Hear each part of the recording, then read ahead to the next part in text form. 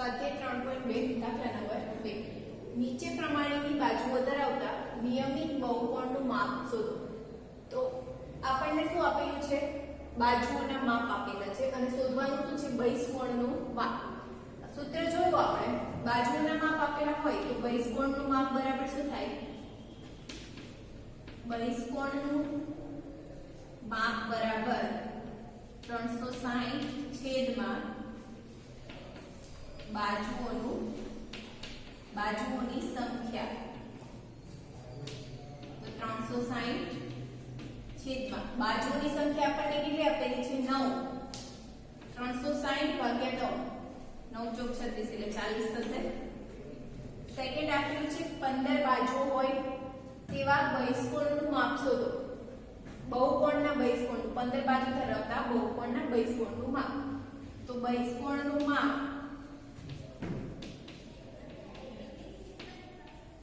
બરાબર શું થશે? 360 છેદમાં બાજુઓની સંખ્યા। 360 ભાગ્યા બાજુઓની સંખ્યા કેટલી આપેલી છે આપણને સેકન્ડમાં? 15। તો 360 ભાગ્યા 15 ભાગાકાર કરો, આન્સર શું આવશે? 24। માટે બાજુઓની સંખ્યા 15 હોય એવા બહુકોણ માટે બહિષ્કોણનું માપ શું થશે? 24 દાખલા નંબર 3 એક નિયમિત બહુકોણને કેટલી બાજુ હોય તો તેના દરેક બહિષ્કોણનું માપ 24 થાય। આપણને આપેલું શું છે? બહિષ્કોણનું માપ। બહિષ્કોણનું માપ કેટલું છે? 24। બહિષ્કોણનું માપ બરાબર 24 ડિગ્રી। શોધવાનું છે કેટલી બાજુ હોય એટલે કે બાજુની સંખ્યા। તો નિયમિત બહુકોણ માટે બાજુઓની સંખ્યા બરાબર 360 છેદમાં બાજુઓની સંખ્યા શોધવી તો છેદમાં શું આવશે? બહિષ્કોણનું માપ।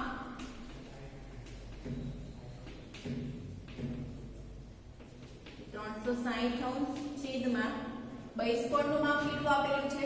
24। 360 ભાગ્યા 24 કેટલા આવશે? 15। 15 ગુણ્યા 24 કરો, બંનેનો ગુણાકાર 360 માટે 360 ભાગ્યા 24 15। ક્વેશ્ચન નંબર 4 એક નિયમિત બહુકોણને કેટલી બાજુ હોય તો તેના દરેક અંતઃકોણનું માપ 165 હશે। અહીંયા આપણને શું આપેલું હતું? બહિષ્કોણનું માપ। અહીંયા આપેલું છે અંતઃકોણનું માપ 165। સૂત્ર આપણે જે જાણીએ છીએ એ શું છે? બાજુઓની સંખ્યા બરાબર 360 છેદમાં બહિષ્કોણનું માપ, પણ આપણને આપેલું છે અંતઃકોણનું માપ। બીજી વસ્તુ કે બહિષ્કોણનું માપ અને અંતઃકોણનું માપ બંનેનો સરવાળો કેટલો થાય? 180। તો અંતઃકોણનું માપ આપેલું હોય તો બહિષ્કોણ મળી જાય। બહિષ્કોણનું માપ બરાબર 180 માઈનસ અંતઃકોણનું માપ 180 માઈનસ અંતઃકોણનું માપ કેટલું છે? 165। તો 180 માઈનસ 165 15 થશે। આપણને મળ્યું બહિષ્કોણનું માપ। શોધવાનું શું છે? બહુકોણને કેટલી બાજુ હોય તો બાજુઓની સંખ્યા। તો નિયમિત બહુકોણ માટે બાજુઓની સંખ્યાનું સૂત્ર બાજુઓની સંખ્યા બરાબર 360 ભાગ્યા બહિષ્કોણનું માપ। 360 છેદમાં બહિષ્કોણનું માપ આપણને કેટલું મળ્યું? 15। તો 360 ભાગ્યા 15 એટલે કેટલા થશે? 24 માટે જે બહિષ્કોણના બહુકોણના અંતઃકોણનું માપ 165 હોય એને કેટલી બાજુ હોય? 24। બાજુઓની સંખ્યા કેટલી છે? કેટલી બાજુ હશે? 24 બાજુ।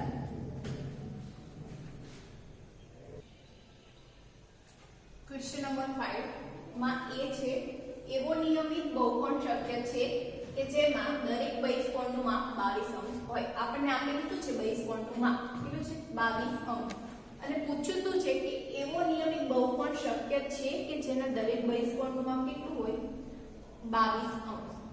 તો સૌથી પહેલા તો એવો બહુકોણ શક્ય છે કે નહીં કઈ રીતે કહી શકાય? બાજુઓની સંખ્યા મળશે અને આપણે જાણીએ છીએ કે કોઈ પણ બહુકોણ લઈએ તો બાજુઓની સંખ્યા હંમેશા કેવી હોય? પૂર્ણ સંખ્યા હોય. બાજુઓની સંખ્યા શોધીએ અને જો બાજુઓની સંખ્યા આપણને પૂર્ણ સંખ્યા મળશે તો એવો નિયમિત બહુકોણ શક્ય છે. સૌથી પહેલા આપેલું છે આપણને બહિષ્કોણનું માપ. બહિષ્કોણનું માપ કેટલું છે? બહિષ્કોણનું માપ 22 અંશ. એના પરથી બહિષ્કોણની બાજુઓની સંખ્યા મળી જશે. બાજુઓની સંખ્યા બરાબર બાજુઓની સંખ્યાનું સૂત્ર શું હતું? 360 અંશ છેદમાં બહિષ્કોણનું માપ. બહિષ્કોણનું માપ 360 અંશ. બહિષ્કોણનું માપ કેટલું આપેલું છે? 22 અંશ. છેદ ઉડાડીએ તો 180 ગુણ્યા 2 360 11 ગુણ્યા 2 22. 180 ભાગ્યા 11 કરો, આન્સર કેવો આવશે? પૂર્ણાંક. મતલબ કે પૂર્ણ સંખ્યા અપૂર્ણાંક આવશે બંનેનો આન્સર. માટે પૂર્ણ સંખ્યા નથી.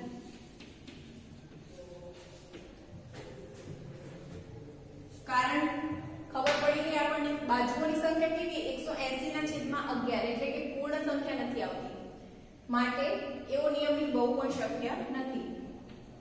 180 ના છેદમાં 11 એટલે કે બાજુઓની સંખ્યા પૂર્ણ સંખ્યા નથી.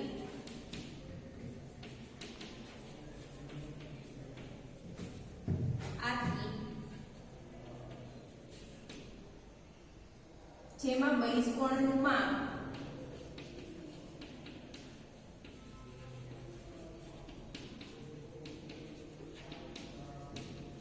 22 અંશ હોય તેવો બહુકોણ શક્ય નથી.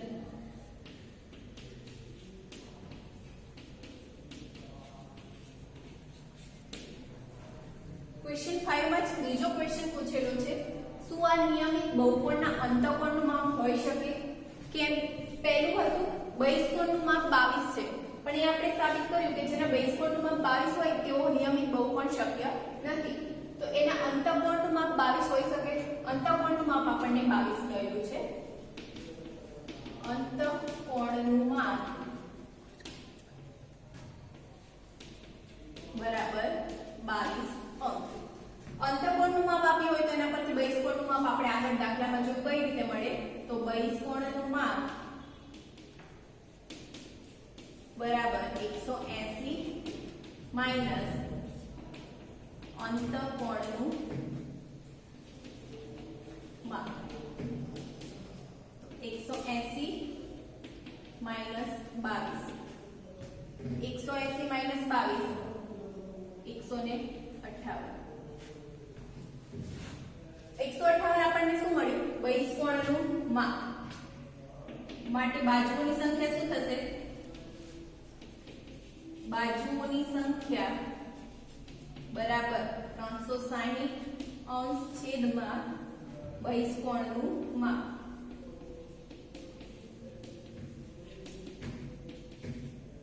360 ભાગ્યા બહિષ્કોણનું માપ કેટલું મળ્યું? 158. 360 ભાગ્યા 158 ભાગાકાર કરો, પૂર્ણ સંખ્યા નહીં મળે આપણને આન્સર. માટે બાજુઓની સંખ્યા પૂર્ણ સંખ્યા ન હોવાથી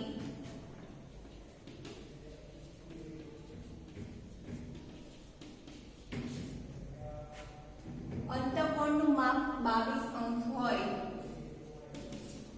અંતઃકોણનું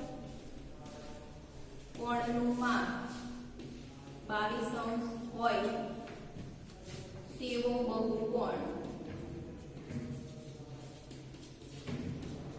શક્ય નથી.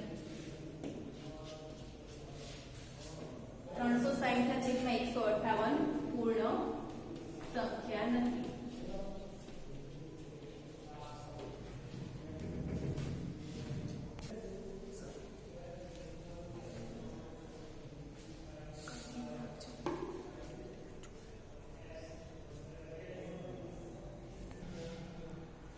ક્વેશ્ચન નંબર 6 માં પહેલું છે નિયમિત બહુકોણમાં અંતઃકોણનું ઓછામાં ઓછું માપ કેટલું હોઈ શકે અને કેમ. તો સૌથી પહેલા તો નિયમિત બહુકોણ છે, કયો બહુકોણ છે? નિયમિત બહુકોણ. અને શેનું માપ? અંતઃકોણનું માપ કીધું. તો આગળ આપણે જે થિયરી જોઈ એમાં જોયું અંતઃકોણનું માપ શું થાય નિયમિત બહુકોણ માટે? તો નિયમિત બહુકોણ માટે અંતઃકોણનું માપ બરાબર n-2 * 180 upon n, જ્યાં n શું છે? બાજુઓની સંખ્યા. હવે સૌથી ઓછી જેમાં બાજુઓની સંખ્યા હોય એવો બહુકોણ એટલે ત્રિકોણ, જેમાં બાજુઓની સંખ્યા કેટલી હશે? 3. તો n-2 * 180 upon n, એમાં n ની કિંમત 3 મૂકીએ આપણે તો શું આવશે? 3 - 2 * 180 upon n ની કિંમત કેટલી? 3. તો 3 - 2 1 * 180, તો 180/3 બરાબર 60. 3 પછી બાજુઓ 4 લઈએ તો કિંમત શું થશે? વધતી જશે. 4 લઈશું તો જવાબ આવશે 90. આગળ 5 લઈશું તો એનાથી બધા જવાબ આવશે. 6 લઈશું. એમ જેમ n ની કિંમત આપણે મોટી લેતા જઈએ એમ અંતઃકોણનું માપ શું થશે? વધતું જશે. માટે n બરાબર 3 હોય એટલે કે સૌથી નાની જેમાં બાજુઓની સંખ્યા હોય એવા બહુકોણ માટે અંતઃકોણનું માપ ઓછામાં ઓછું હોય. તો નિયમિત બહુકોણ n બરાબર 3 માટે બહુકોણ શું કહેવાય? બહુકોણ ત્રિકોણ માં અંતઃકોણનું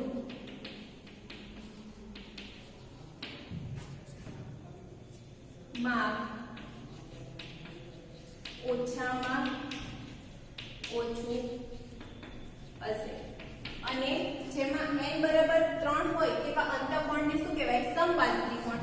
અથવા તો બીજી રીતે કહીએ તો સમબાજુ ત્રિકોણના દરેક ખૂણા એટલે કે અંતઃકોણનું માપ કેટલું હોય? 60 અંશ, જે આપણે જાણીએ છીએ. તો લખી દઈએ કે સમબાજુ ત્રિકોણના દરેક ખૂણાનું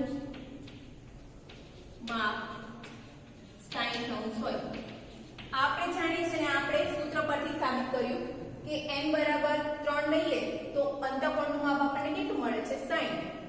માટે n બરાબર 3 માટે અંતઃકોણનું માપ ઓછામાં ઓછું મળશે, જે હશે 60 અંશ. સેકન્ડ પૂછ્યું છે નિયમિત બહુકોણમાં બહિષ્કોણનું વધુમાં વધુ માપ કેટલું હોઈ શકે. અહીંયા તો અંતઃકોણનું ઓછામાં ઓછું માપ કેટલું હોય અને બહિષ્કોણનું વધુમાં વધુ.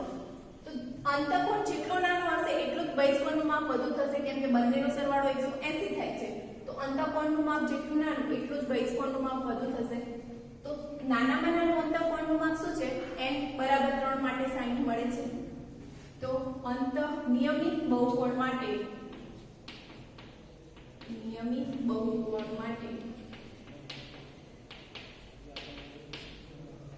ઓછામાં ઓછું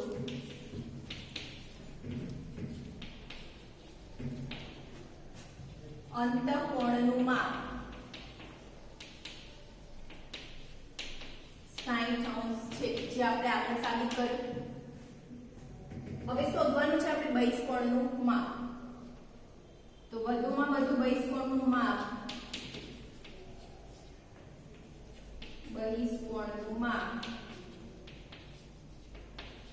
બરાબર 180 ઓછા જે સૌથી ઓછામાં ઓછું અંતઃકોણનું માપ હતું એ એટલે કે 60. તો 180 ઓછા 60 એટલે 120. માટે વધુમાં વધુ બહિષ્કોણનું માપ કેટલું થશે? 120 અંશ. આથી બહિષ્કોણનું વધુમાં વધુ માપ